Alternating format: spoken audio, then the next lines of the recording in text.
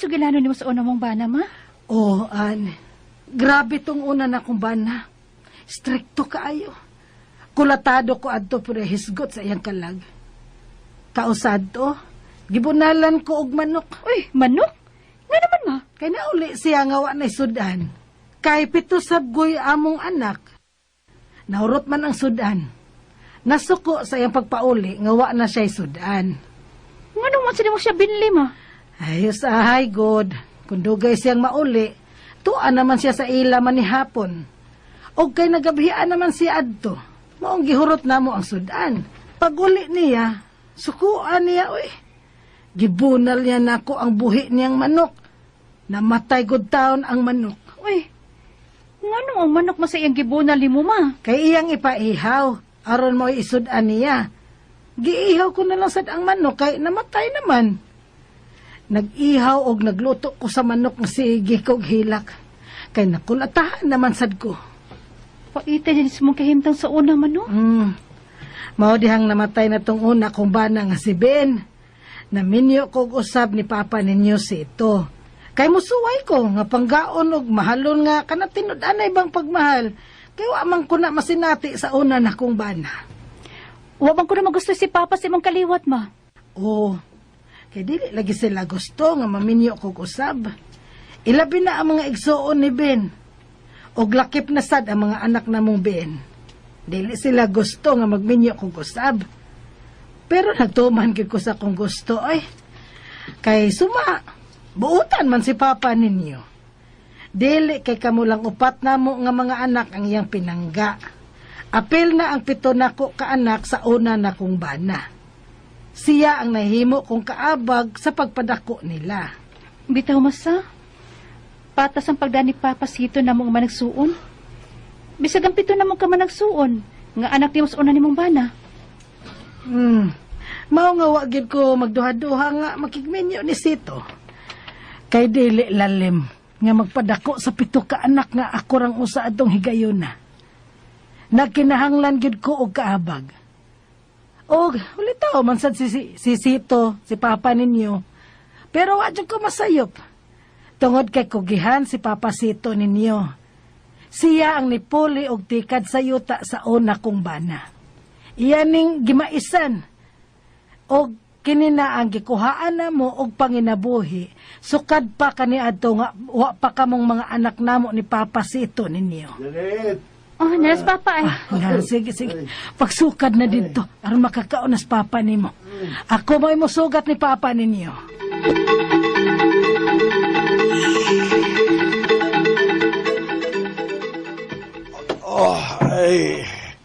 Ay, nahuman na gyud taon upugas ang mais. Mayo hinoon. May paabuto na tang masanggi pohon. Oh, puhon, paabuton pa. Pa, kao na. Nakahukad naman ko. Labon init pa kitong utang Bisaya. Kana da kay samot ba yung gutom ko nga layo pagani ko. Nakasimhot na ko sa sinugbang buwad. Sa ato ba to? Di pa to sa atong silingan? Ato to pa, oy. Ako nagsugbaad to. Oh, Kanada. Samot noong gutom na ko na. Dali na, kaon na. Sahuan ti ka og kaon. Sige. Unya ang mga bata. Ay, human na silang tanan og pangaon. Ako nalaywa kay naghuwat ko nimo. Aron may kadungan kag kaon. Sige. Ka-sweet yung lang papag mama. Sana all. Sarang ako mabana sama sa nimo pa. Oy, eskwela unahaan. Ayo sa paghunahunaan na. Nagtarong manggut ko eskwela pa. Hindi lang ako kalikayan ba, nga mangandoy, nga unta. Sama ninyo ni Mama kaswit ang among relasyon po sa kumabana, kung maminyo ko. Ahan.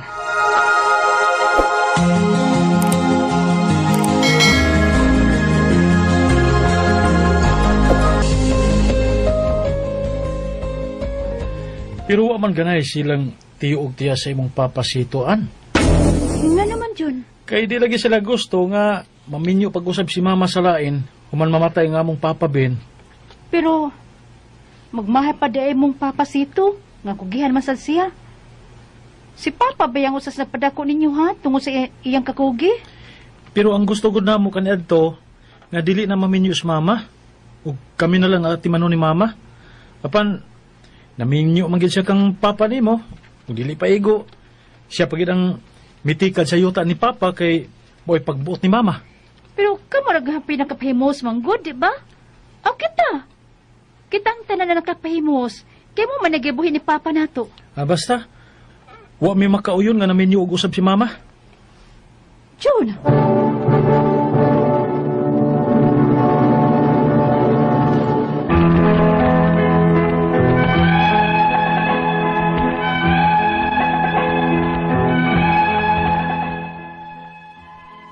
Wa makagusto o maigsoon sa unang bana sa kong mama nga nagminyo si mama mag-usab sa kong papa. Hangtod na ang ubang anak ni mama sa unang niyang bana. Mayuta nga 3 hektaryas ang unang bana ni mama. Kabilin kini yuta. Og diha namatay ang unang bana ni mama og naminyo ni papa. Si papa ni nagtikad sa maong yuta. Og gitamnan niyag mais sud na karo sa 30 ka tuig og maoy iyang gibuhi namo. May 7 ka anak si mama sa unang niyang bana ug 4 nga anak sa ikaduhang bana ni mama.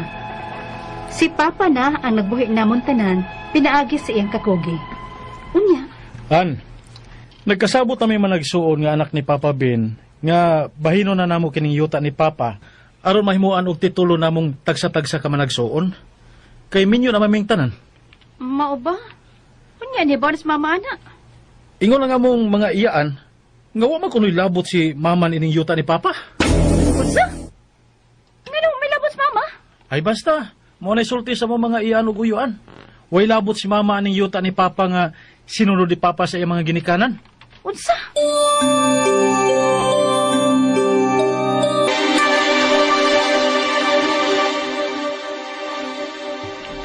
Unsa? Mao na gisulting John nga kamagwangan kong anak. O ma, plano na ko nilang bahinon ang yuta silang papa, nga una mong bana. Ilabi na karon nga naminyo na silang tanan. Aron kuno mapatituluhan na lang ang mong yuta. Uy, wa man sila magsulti nako, anak. Dili unta sila unang nakigsabot nako. Wa man lagi ko nila pahibaw, ah. Kaya wa man kuno kay labot aning yuta ama. Unsa? Usawa, good. Kay kabilin man kuning yuta sa magidikanan sa una mong bana. Mang wa kuno labot, wa kuno kay labot ini. Ingon pas maigsoon sa unang bana nimo. Ay, dako gyud sila kalagot nako. Kung nganong nagminyo ko og usab. Nga unta, alang raman sad sa ilang mga pag-umangkon ang akong gibuhat. Kung may kasuko man sila nako, wa unta nila daniha ang akong mga anak ni Ben nga moapil og kasuko nako. Kani adto pagyud na sila nga ilang i-brainwash ang akong mga anak aron dili mo dapig nako. Ma, Magsusi ko ini. Kung nga nung nakasulti niya na si John John.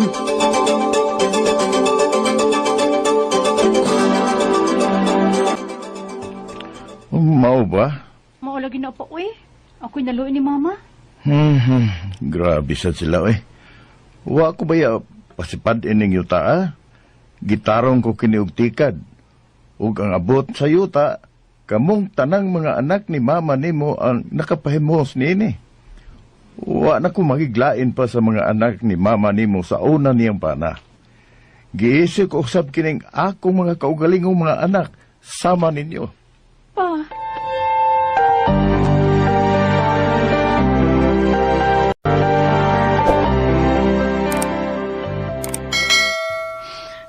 Unya ma, usa man hitabo sa mong lakaw.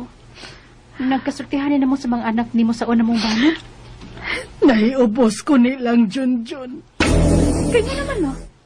Wa gyud ko nila bahini sa yuta ni Papa nila. Gibahin ra kini nila sa kapito, alang nilang 7 ka man nagsuon.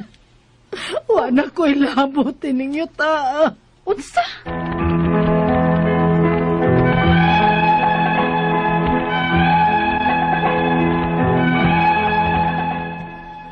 Naluoy ko sa akong inahan nga naghilak in taon kay gidahuan sa iyang kagalingong mga anak sa una niyang bana. Ang 3 hektarya nga yuta, gibahin lang nila og kapito, alan lang 7 ka man nagsuon, ug wa nila apilo og bahin si mama. Ang akong pangutana mo kining mosunod, unang pangutana. Plano sa 7 ka mga anak ni mama sa una niyang bana nga bahinon o tipak-tipakon na ang 3 ka hektaryo nilang yuta aron matituluhan. Apan wa nila bahin og apil si mama. Husto ba? Ikaduhang pangutana, tinuod ba nga way bahin si mama sa yuta sa una niyang bana? Tungod kuno kay naminyo na si mama nga maong among amahan o kabilin kining yuta as ginikanan sa unang bana ni mama? Ikatulong pangutana, kung ila yung ipugos nga way bahin si mama, pwede ba may ana makaduol sa barangay aron mabahinan si mama? O asa man mi mo dangop aron matabangan si mama? O pila masay gastuhon? O kung may bahin man gyud ang among inahan, pila man sa porsyento sa yuta? Ikaw pa to katapusan, si mama na o ang among papa, nga ikaduhang bana sa among mama, ang nagtikad ani yuta so sa 30 ka tuig. Ug mo'y gibuhi ni papa namong managsuon. Wa ba'y bisan gamay na lang nga konsuelo, alang nila? Kay Luisa ba yang among inahan? Palihog tabangig na magi ko, kini ang akong suliran, Ann.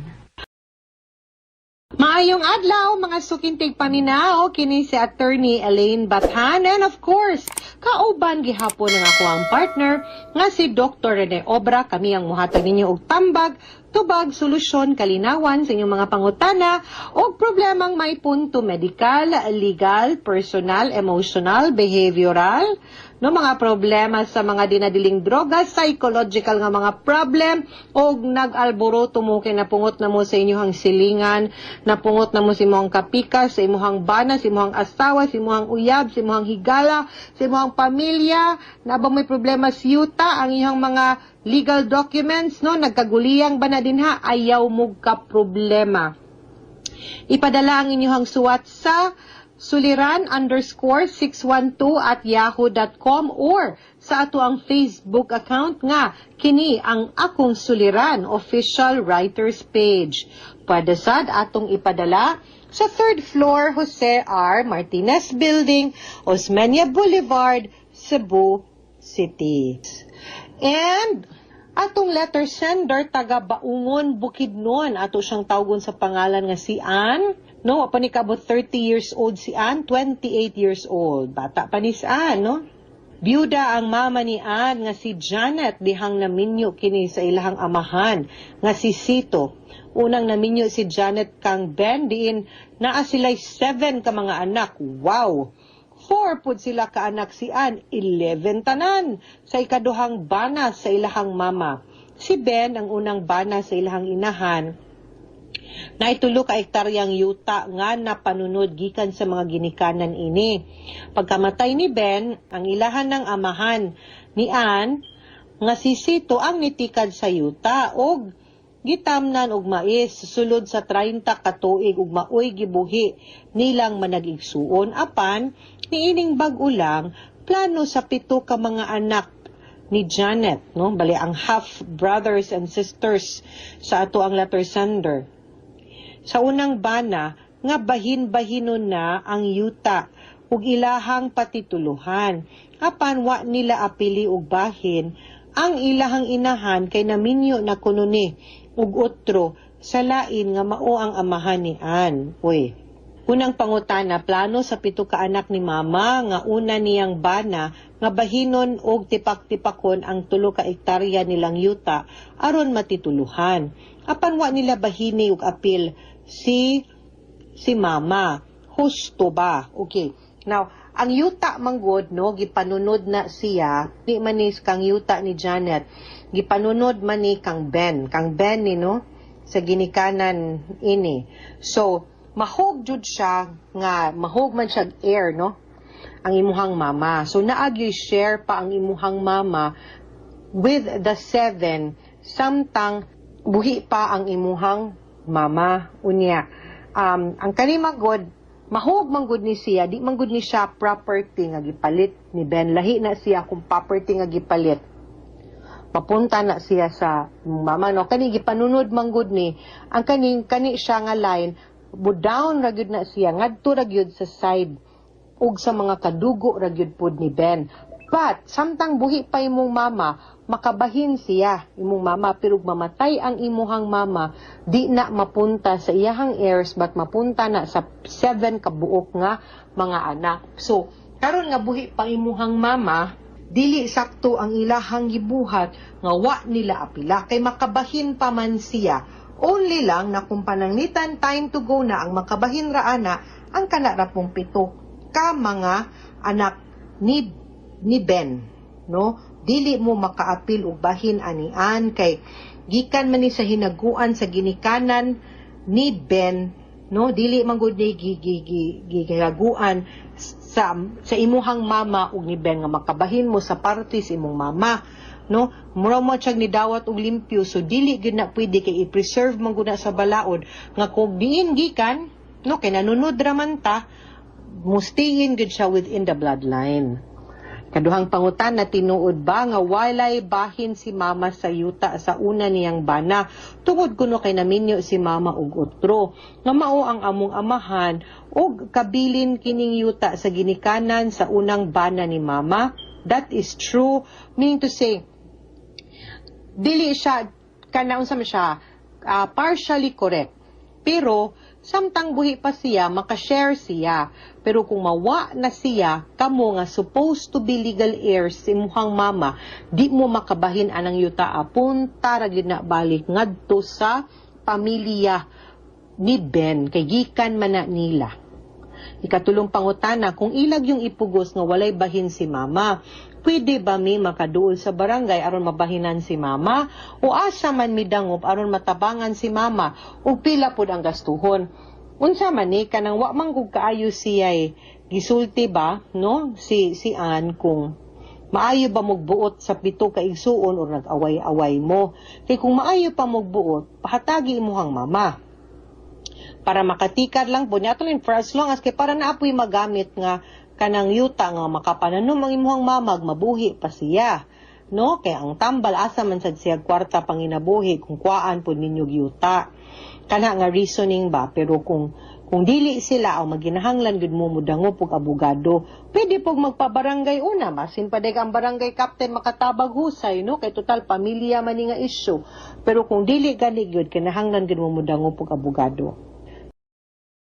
Upat o katapusang pangutana si mama o ang among papa nga ikaduhang bana sa among mama ang nagtikad ining yutaa sulod sa 30 ka tuig ug maoy gibuhi ni papa namong managigsuon. Wala bay bisan gamay na lang nga konsuelo alang nila kay luoy sad baya ang among inahan. O mao na ang point nako nga samtang buhi pa ang imuhang mama, pwede man gud siya makabahin ana, no? And mabalik ra gud po na niya ngadto kung panalitan mawala na siya. And pamilya ra man gud mo kani mga ingon ani nga issues, pirmi man gud ko mo advice ani nga kung mahimo kutob sa pwede istoryahan nato kay bati gud kaayo na, no? Hunaon og paminsaron nga muni makabungkag sa inyong pagkamanag-igsuon ug pagkapamilya ninyo ang kaning mga kabahinan o kaning mga yuta ba. Nga daghan na gud kayo tag stories, daghan na kay kog mga kliyente nga sa katungbuhi pa ang mga apuhan may pakay relasyon.